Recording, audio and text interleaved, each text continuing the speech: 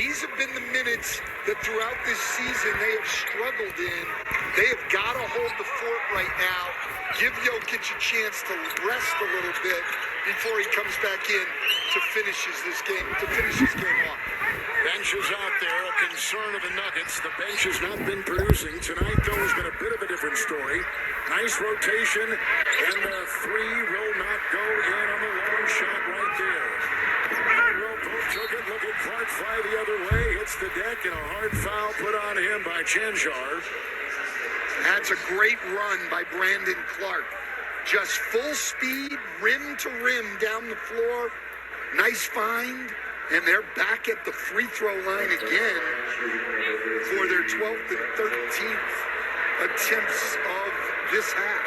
So we just saw that the two great players in the NBA, Jokic and Morant, and NBA All-Star voting presented by AT&T is officially underway. Vote daily on the NBA app using your NBA ID. Vote now to help decide who goes to 2023 All-Star Game in beautiful Salt Lake City, Utah. I'll tell you, some really good guards in the Western Conference. That's going to be tough. It is. To decide the guards in the West. Highland, who played at VCU. Clark defending. Caldwell Pope twice through defenders and couldn't make it go. Jackson the rebound. Morant the other behind the back. Takes it up. He's a wizard. Clark tries to finish and does. That's a foul. Send into the line. Well, drives help create offensive rebounds. Ja Morant drawing the entire defense there. That leaves Brandon Clark naked on the glass, and he's got a chance for a three-point play. Francisco and the Suns will be here in Denver. All contending teams, maybe except one. But anyway, we've got these teams all facing each other. And for more information on those games, go to NBA.com or visit the NBA app. Actually, no, they're all contending teams. Good ones and all fun to watch. And there's a whistle. Brooks was on the side. Highland held the ball. A shove, and Clark will pick up the foul for the Grizzlies. And Taylor Jenkins talking before the game as we see the little push there by Clark. Taylor Jenkins talking before the game how honored Memphis feels to be chosen to play on Christmas Day. Very excited about it, both he and all of his players. Green, 15-footer. First time that Memphis has ever played on Christmas Day. Go inside, Clark with a twirling shot. With a lot of guys around him. There is the starter Brown on the floor. So they got two starters, including, got the ball now, Caldwell Pope. Zeke Najee. Jaren Jackson watching Caldwell Pope. Shot clock is down to 8. The fake by Pope and the 17-footer, no. Chased by Clark. Memphis down by 10. Outside, Zaire Williams. This to make it a single-digit deficit, and Brooks missed badly on a 3. It was like a strong headwind came in there, and he just couldn't quite get the distance. But Memphis fighting hard now, starting to get some stops, and we know scoring without Jokic on the floor, particularly with Jamal Murray out, is a real challenge for the Denver Nuggets. Michael Malone talking before the game how he always wants to have either Murray or Jokic on the floor. Obviously, with Murray out, that's not possible. That's a big-time collision down there. Brandon Clark hitting the deck. So the last time we had a single-digit deficit for Memphis, who has trailed by as many as 23 tonight, was back in the third quarter, the early third, when it was 57-48. Not in the fourth, though. There's a shot. No good by Caldwell Pope, who's inside and vacuumed in. Here they got a chance. Brooks on the fly, on the wing.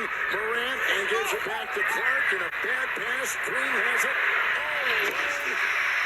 Is Brown at the other end for the Denver Nuggets to go up by 12. Well, that was incredible turnaround there. Memphis on a 5-on-3 fast break, turns it over, and Bruce Brown had been knocked to the floor, was just standing at the other end to get an easy bucket. Zaire Williams throws up some air, and the other way, a three-point shot, no good by Highland. Getting a little sloppy here as both teams are not facing a great deal of defensive pressure at the other end as Brooks gets it off to Jackson. And Jackson will go into Brown, who tries to stay right with him, and does. The ball from behind knocked away, but a foul. And it goes, was it Zeke Naji that was in there reaching in, perhaps? Well, I'll tell you, drastic It was Brown. turnaround here in the, you've said it several times, Kevin, but from not getting to the line but 3 times to now going to the line for the 15th and 16th time here with still 8:40 to go. John Jackson at the stripe.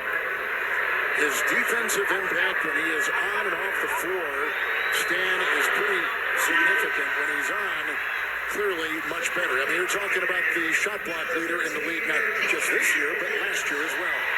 No question. And one of the problems tonight, he's only been on the court 15 minutes. Right. 16 points, 8 rebounds against Oklahoma City Saturday. Jackson tonight, 5 points, 1 rebound, 1 assist, and as coach said, 15 minutes of work on the floor. And interestingly here, Taylor Jenkins for the first time tonight has Jokic come back into the game and does not immediately bring Steven Adams back. So now Jaren Jackson Jr. will get the assignment on Nikola Jokic. Interesting, when Jokic has been on the bench tonight, they've gone 3 of 12. And the other time, 2 of 9, knocked away. There's a foul. It's on the aggressive Dylan Brooks, who will pick it up with 8:29 to go here in the fourth. We're going to go back to Roddy. That's 5 fouls now on Brooks, who will take a seat on Taylor Jenkins' bench. See, to me, I like aggressiveness, but that's not a smart play by Dylan Brooks. There's 8:29 to go in a game. You're trying to come back from an 11-point deficit, and you go and just pick up your 5th foul 17, 18 feet from the basket. Doesn't make a lot of sense. Jokic to Green. What a pass. Great delivery by Jokic, who comes up with his 10th assist. And another triple-double for Nikola Jokic. 10 assists for a center is just incredible. And this guy puts up these kind of numbers on a regular basis. Clark will fly in off the wing and slam it home. Well, that's the best shot they've gotten against Denver's 1-2-2 zone tonight. Jeff Green did not rotate over, just giving clear lane to the basket there for Clark. Jokic with his 6th triple-double this season. Brown driving and kicking. Caldwell poke 3. No. Rebound Green. And off his hands and out of bounds. Steph? Kevin, it is his 82nd career triple-double. It is the most by a center in NBA history. Second behind Jokic is Wilt Chamberlain with 78. You talked earlier about his historic night against the Charlotte Hornets. Well, there's only been 6 40, 25, 10 triple-doubles all time in NBA history. Jokic obviously was one of them. Wilt Chamberlain did it 4 times, and the 6th was Elgin Baylor. What a game he had the other night. Yep. 40 points, 27 rebounds, 10 assists. The drive inside, knocked away, defended well, Brown. It's a 9-point game. Down by 23. Memphis is clawed back, just passing the 7-minute mark. Roddy with a 3. It's in and out. In there, Zaire Williams trying to grab it. And out of bounds, and Jokic says, I did not touch it, and we should challenge. On their own on the floor. They saw it, and they reversed the call. Fortunately for the Nuggets, as I don't think Michael Malone One of coaches in the NBA going head-to-head tonight. Jokic down low. Couple big men down there covering. What a pass.